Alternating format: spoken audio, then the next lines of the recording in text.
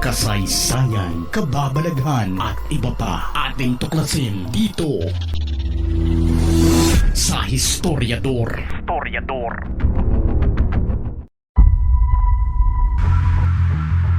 Kung noon, ang kinakakatakutan pagdating sa gyera ay kung gaano karami ang mga kasundaluhan ng ibang bansa na pwedeng sumalakay at sumakop sa kanilang kalaban. Pero ngayon ay iba na ang dapat ikabahala ng kahit na anumang bansa, kahit pa na sila ang may pinakamaraming bilang ng sundalo sa buong mundo.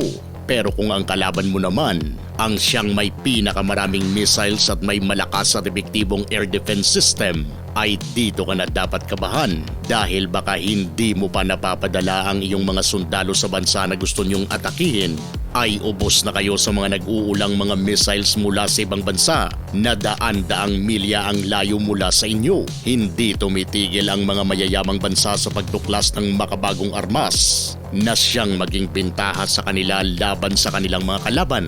Hindi sapat ang ordinaryong missile lang sa gyera kung ang kalaban mo ay may malakas na air defense system, dahil masasayang lang ang mga missiles na iyong papakawalan kapag sasabog lang ito sa himpapawid. Kaya ang solusyon panlaban sa air defense system ay hypersonic missile, na sa sobrang bilis nito ay mahihirapan ng missile ng air defense system na targetin ito habang ito'y nasa himpapawid.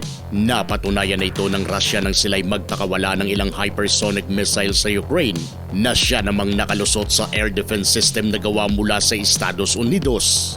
May mga nasalag din, pero mas marami ang nakakalusot dahil sa sobrang bilis nito, kung kaya't hirap ang air defense system para tamaan ito. Siguro ay naging iba ang kinalabasan ng pagpapaulan ng Iran ng mga missiles sa Israel kung ang ginamit nila ay hypersonic. Pero sa hindi malamang kadahilanan ay bakit hindi man lang sila nagbitaw nito. Rason para masalag halos lahat ng mga missiles nila ng Iron Dome ng Israel. Siguro ay ayaw rin ng Iran na magpakawala nito at baka magdulot ng matinding pinsala sa Israel kapag hindi masalag ng Iron Dome, at siguradong ibubuhos kagad ng Israel ang kanilang galit sa Iran sa oras na may buhay na mautas sa kanila. Bawat nasyon ay may karapatang magpalakas ng kanilang militar, maliban na lang kung ikaw ay isang uri ng nasyon na nagbabanta ng hindi maganda sa iba pang mga bansa. Tiyak na ikaw ay pagkakaisahan at susubukang pigilan na magkaroon ng uri ng armas na mahirap pigilan kapag ito'y mabuo mo na, kagaya ng bansang Iran, kung saan ilang beses na nitong sinabing gusto nilang burahin sa mapa ng mundo ang katabi nilang bansang Israel. Rason para pinoprotestahan at pinipigilan sila hindi lang ng Israel, kundi ng iba pang mga bansa na magkaroon ng nuclear weapon, dahil malamang sa malamang na hindi sila magdadalawang isip na gamitin ito sa Israel sa oras na maging operational na ito. Tama nga naman na dapat silang kontrolin na huwag magkaroon ito dahil sa banta nila. Iba naman ang kaso pagdating sa North Korea. Kung gaano kadalas masabi ng Iran ang kanilang banta sa Israel na buburahin ito sa mapa, ay triple na mas marami ang binitawang banta ng North Korea na gagamitan nila ng nuclear weapon. Hindi lang ang kalahi at katabi nitong South Korea, kundi pati na mismo ang Estados Unidos. Pero bakit hindi ito binibira ng South Korea o ng Estados Unidos mismo kahit na maanghang ang mga banta nito? Ang rason ay dahil sa maliban sa siguradong papalag ito, ay mauulit lang ang nangyari noong 1950 na kinampihan ng China at Russia ang North Korea. Kaya alam ng Estados Unidos na hindi magiging madali ang mangyayaring labanan kung bibirahin nila ito. Bagkus, baka ito pa ang pagsimula ng ikatlong digmaang pandaigdig. Siguradong hindi pabor ang China at Russia na matalo ang North Korea, dahil kapag makuha na ito ng taga-South, ay siguradong may base militar na naman ng Amerika na tatayo sa North Korea, kung saan ay napakalapit lang ito sa Russia at China. Kaya siguradong hindi pabor ang China at Russia kahit pa sa reunification ng North at South, dahil magiging banta ito sa kanilang seguridad. Dito sa Pilipinas ay wala tayong mga katabing nasyon ang nababahala sa kung anong meron ng ating militar, dahil alam nila na ang Pilipinas ay isa sa mga nasyong may pinakabulok na mga kagamitang pandigma, kung kaya't hindi tayo banta sa kahit anumang nasyon na malapit sa atin. Dagdagan nyo pa kasi ng pangungurakot para forever na lang tayong hikaos sa kapasidad na ipagtanggol ang ating bansa laban sa mga mananakop. Kung maalala nyo noong 2017, nang umarangkada ang mga kalaban ng Estado sa Marawi, hindi ba't inabot tayo ng 5 buwan bago makontrola ng gobyerno ang lugar na sinakop ng mga tropa ni Isnilon? Hindi pa nga isang bansa ang nakalaban noon ng mga kasundaluhan natin. Pero hindi may tatanggi na kahit papano ay tumagal din ang labanan at nahirapan din ang ating sandatahang lakas. Kaya paano pa kaya kung isang nasyon pa ang nakalaban natin? Baka pati tayong mga sibilyan ay mapipilitang sumabak sa giyera na sibat at mga bolo na lang ang ating dala dahil sa kakulangan ng armas ng ating bansa. Patunay na hindi lang mamamayan ang nahihirapan sa epekto ng pangungurakot ng mga nasa gobyerno, kundi hirap na rin ang ating bansa at maaaring mawala sa atin ito sa oras na wala tayong magamit na panlaban sa sinumang mananakop. Nakasandal na lang tayo sa ibang bansa na nagbibigay ng tulong sa atin para magkaroon tayo ng ilang kagamitang pandigma.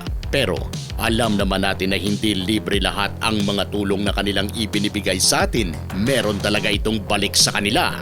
At syempre, hindi lahat ay alam nating mga mamamayan. Disorganized ba at palaging nababasag ang mga itlog sa inyong bahay? Dahil yan sa walang magandang mapaglagyan. Ito na ang solusyon dyan, kaibigan. Saktong egg dispenser, organisado at madaling itago. Mura lang ito, kaibigan. Kaya iwasan na ang mabasagan. Kumuha ka na nito. Mura lang yan. I-click na ang link sa description ng ating video para sa iyong order. Sa kauna-unahang pagkakataon ay biglang nabahala ang katabi nating China sa pagdating ng Mid-Range Capability Missile System o MRC system ng Estados Unidos dito sa Pilipinas. Nakadeploy na ito ngayon sa hindi pinangalanang lugar sa Northern Luzon. Gagamitin umano ito sa paparating na balikatan exercises. Kayang-kaya ng MRC na ito ang pasabugin ng kanyang target sa layo ng 500 kilometro. Ibig sabihin na maning-manilang ng armas na ito na umabot sa Taiwan kapag ito'y nakapwesto sa pinakahilagang dulo ng Luzon. At ito ang ikinababahala ng mga incheck.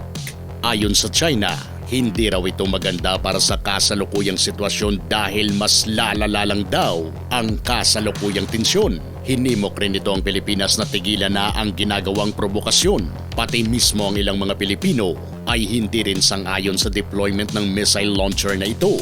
Ayon kay Antonio Tinio, spokesperson ng Samahang Pinas, sa pagpayag raw ng presidente ng Pilipinas na madeployan dito, ay bibigyan lang daw natin ang China ng karagdagang ideya na tama ang kanilang iniisip na may intensyon tayong hindi maganda sa kanila. Sa tulong ng mga Amerikano, malalagay lang daw sa panganib ang buhay ng mga Pinoy kapag itong missile launcher ay maisibang birahin ng China.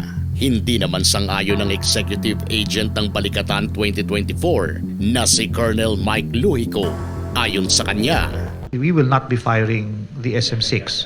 We are testing the feasibility of bringing this weapon system by air and offloading it into a secure and established space. With or without China, let's say for example in a parallel universe, China did not exist, we would still be doing these exercises. Sa opinyon ko, ay hindi naman makatarungan at diktahan tayo ng China kung anong klase lang ng armas ang pwede nating ilagay sa ating mga teritoryo. Kung sila nga ay malayang magpalakas ng kanilang mga armas at magtayo ng kanilang mga base militar kahit pa sa karagatan na ating pinag-aagawan, at hindi nga tayo umaangal doon. Pero bakit tayo ay dapat nilang sitahin? Hindi lang sila ang bansa na malapit sa atin, pero bakit sila ang umaangal dito? Pagpalagay natin na kaya na nating bumili ng mga ganong klaseng armas, pagbabawalan pala nila tayo dahil sasabihin nilang banta ito sa kanilang seguridad. Paano yung mga armas nila? Hindi ba yun banta sa atin? Sino ba ang mas may malaking tsansa na kayang manakop sa isang bansa? Tayo ba o ang China? Sa mga Pinoy na umaangal ngayon dahil sa mga armas na ito mula sa Amerikano, ang tanong, aangal rin ba sila Sakaling tayo na ang bumili nito at hindi lang ito pinahiram lang ng mga dayuhan, sasabihin rin ba nila na hindi dapat magkaroon ng mga missiles at air defense system ang Pilipinas dahil sa baka nervyosin ng China at girahin tayo? Kaya para hindi yon mangyari ay wag na lang pala tayong mag-upgrade ng ating armas pandigma para hindi tayo girahin ng China. Dapat na lang pala nating yakapin sila sakaling sakupin nila tayo dahil wala naman tayong ilalaban sa kanila. Tandaan, hindi uubra ang estilo na ipagpipilitang maging kaibigan ng China para hindi nila tayo galawin. Dahil klarong-klaro na ang pagkasakim nila sa ating mga teritoryo sa West Philippine Sea ay isang patunay lamang na wala silang sasantuhin kahit pa sabihin nating kaibigan sila dahil siguradong yayariin nila tayo matupad lamang ang kung anumang plano at ambisyon nila. Ikaw, sang-ayon ka ba sa pinaparamdam ng ilang kapwa natin Pilipino na wag nating galitin ng China kung ayaw nating magyera nila?